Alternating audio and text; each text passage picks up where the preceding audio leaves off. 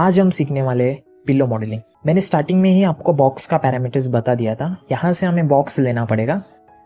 यहाँ से मैं ड्रॉ कर रहा हूँ, टॉप व्यू से एक बॉक्स हम ड्रॉ कर देंगे। तो यहाँ से मैंने मैन्युअली ड्रॉ करते हुए जो मैंने स्टार्टिंग में आपको बॉक्स पैरामीटर्स बता दिया था, तो वो मैं यहाँ पर पुट कर रहा हूँ। लेंथ दे दिया है मैंने 18, विड्थ दिया है 28 एंड हाइट दे रहा हूँ यहाँ से 0.45।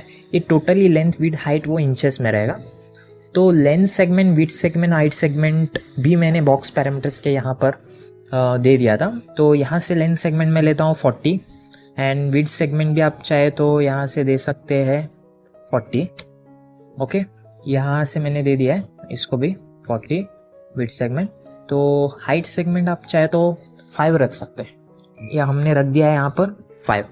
ओके, ये टोटली हमने यहाँ पर पैरामीटर्स दे दिया है। अब हमें क्या करना पड़ेगा, ये ठीक से बना लिया है। हमें एक जैसे कि हम क्लॉथ मॉडिफायर यूज़ करने वाले हैं, इसीलिए हमें कॉलिजन ऑब्जेक्ट्स लगेगा। तो उसके लिए हमें क्या करना पड़ेगा, एक सबसे पहले एक चाहे तो आप बॉक्स इसके नीचे जो प्लेन, पर्टिकुलरली प्लेन भी ड्रॉ कर सकते हैं या फिर एक बॉक्स भी ले सकते हैं। मैं यहाँ से प्लेन ड्रॉ कर देता हूँ। प्लेन का ऐसा कोई कुछ है नहीं कि पैरामीटर्स इतना चाहिए, आप चाहे तो आपके हिसाब से दे सकते हैं। बस वो उसके ऊपर वो टोटली पिलो कोलाइड होगा। तो ये मैंने ड्रॉ कर दिया है स्टूडेंट्स। यहाँ से आपको क्या करना पड़ेगा, एक डिस्टेंस मेंटेन रखना पड़ेगा इसके बीच में, ताकि कोलिजन होते हुए परफेक्टली हमारा पिलो ठीक से मॉडलिंग किया जाए उसका। तो ये मैंने प्लेन बना दिया है। ये यहाँ से मैं क्या कर रहा हूँ, अब थोड़ा सा इसको डिस्टेंस पे रख देता हूँ पिलो को। ये जो बॉक्स है उसको थोड़ा सा ऊपर की तरफ रख देता हूँ।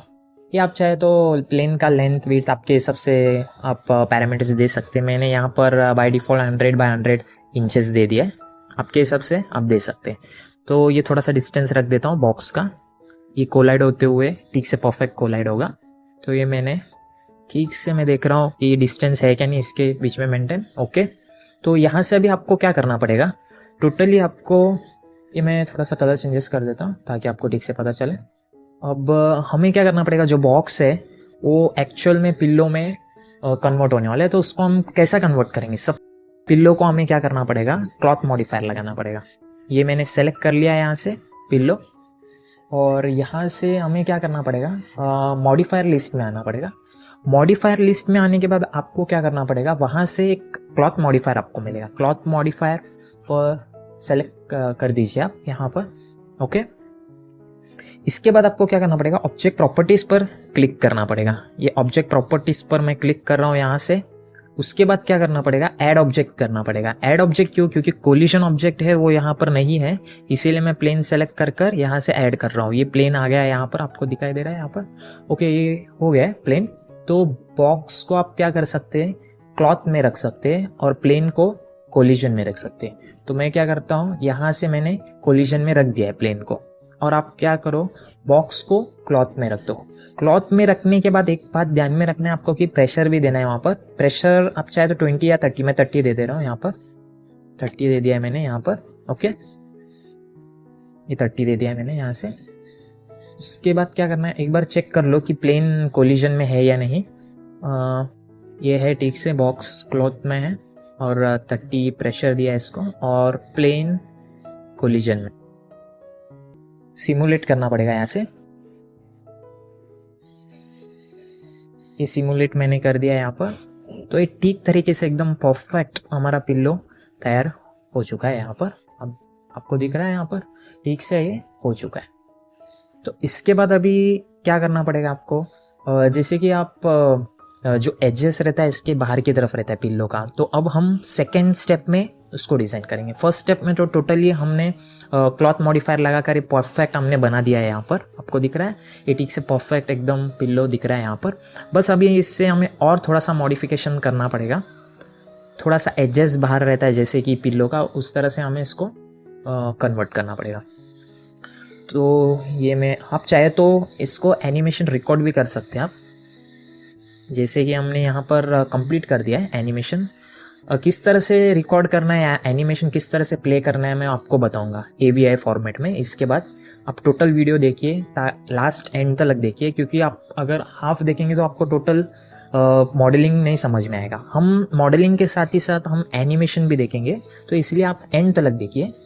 ये मैंने अब मैं क्या कर रहा हूँ, एडिट पॉली में कन्वर्ट कर दिया और पॉलीगॉन सेलेक्ट करके एक परफेक्ट मैं क्या कर रहा हूँ, शिफ्ट प्रेस करके अभी मैं क्या कर रहा हूँ, टोटल एक लूप बोल सकते हैं ना, शिफ्ट प्रेस कर आप सेलेक्ट कर सकते हैं। ये टोटल लूप सेलेक्ट हो चुका है। अब मैं क्या करूँगा, स्टार्टिंग में मैंने आपको बताया था थोड़ा सा एज इसका बाहर निकालना है, तो उसके लिए क्या करना पड़ेगा, आप चाहे तो बिवेल अप्लाई कर सकते हैं यहाँ से। ये मैं बिवेल अप्लाई कर रहा हूँ यहाँ से। आप क्या करो, यहाँ से इसको लोकल नॉर्मल में रखो। ओके, यहाँ से मैं क्या कर रहा हूँ, थोड़ा सा इसका वैल्यूज़ वगैरह ट्रैक कर बढ़ा रहा हूँ यहाँ से। ओके, तो ये परफेक्ट हो चुका है, इसका जो एजेस एकदम परफेक्ट लग रहा है एकदम। तो आप फिनिश कर दो, यहाँ पर जो ग्रीन में है चेक कर दो, राइट कर दो वहाँ से। ओके, ये परफेक्ट बन चुका है।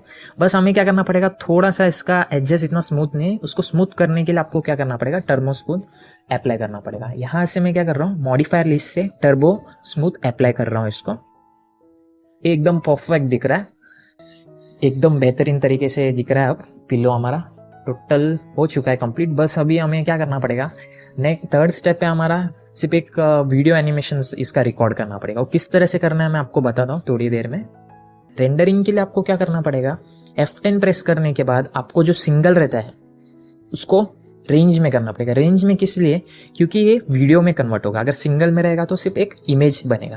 और यहाँ से मैं क्या करता हूँ, हमेशा विस्टा विजन लेता हूँ। एकदम HD से भी, HD के इतना ही है वो, परफेक्ट दिखता है, एकदम क्लियर भी दिखता है। तो इसके बाद मैं क्या करता हूँ, रेंडर आउटपुट सेव करना पड़ेगा। ये स्टार्टिंग में ही कर दो आप। और जो सेव एज टाइप्स आप AVI में रखो, अगर JPG रखेंगे तो फोटो में कन्वर्ट हो जाएगा। यहाँ से ओके प्रेस कर देता हूँ। अब ओके, आप चाहे तो रेंडर कर सकते हैं। ये मैं रेंडर कर देता हूँ यहाँ पर, ये ठीक से रेंडर हो रहा है।